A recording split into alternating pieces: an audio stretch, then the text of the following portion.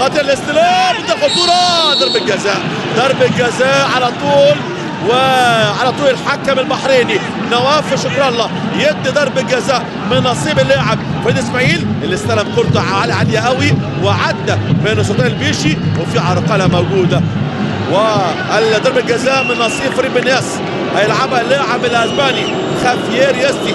ادي الاعاده، ادي العرقله، ادي المتابعه مره ثانيه، وعلى طول القرار مظبوط صح من الحكم البحريني نواف شكر الله. ضربه جزاء واضحه جدا جدا على فريق فير يستي، وضربه جزاء لفريق بنياس على طول يستي وخالد يستي، والهدف الاول جوه الجول، جول اول، هدف اول لفريق بنياس باقدام اللاعب الاسباني خافيير يستي.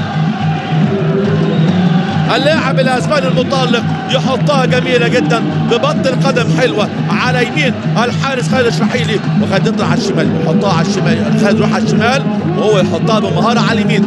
يبقى اصبحت النتيجه 1 فريق بنياس الهلال السعودي 4 نتيجه المباراه حتى وقتنا هذا.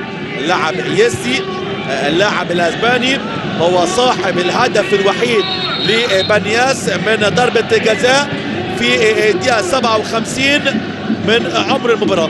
5 أهداف جمال حتى لا في المباراة.